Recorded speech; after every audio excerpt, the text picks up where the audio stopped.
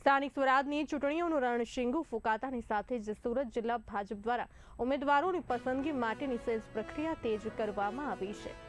મધ્યસ્થ કાર્યાલય ખાતે યોજાયેલી આ પ્રક્રિયાના બીજા દિવસે બુધવારે સેલ્સ પ્રક્રિયા માટે રાજેશ પટેલ, ભૂપેન્દ્ર રાઠવા અને જાનવી વ્યાસ ઉપસ્થિત રહ્યા હતા। તે દરમિયાન પલસાણા અને બારડોલી પંથકના કાર્યકરોમાં ભારે ઉત્સાહ જોવા મળ્યો।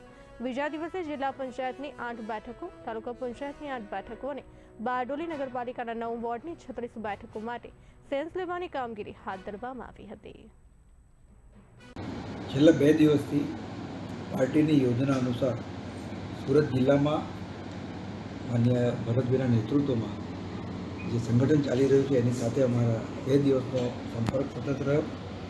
મારી સાથે પ્રદેશમાંથી જે નિરીક્ષકો નિયુક્ત થયા છે એમાં શ્રી જાનવીબેન વ્યાસ અને ઉપેન્દ્રભાઈ રાઠવા અને સમગ્ર સુરત જિલ્લાની ટીમ 2 દિવસ સતત અમે લોકોને સાંભળ્યા છે। કાર્યકર્તાઓનો ખૂબ સારો ઉત્સાહ, ખૂબ ભણેલા ગણેલા લોકોએ ઉત્સાહ દાખવી અને ભારતીય જનતા પાર્ટીમાંથી ઉમેદવારી કરવા માટે આગળ આવ્યા છે।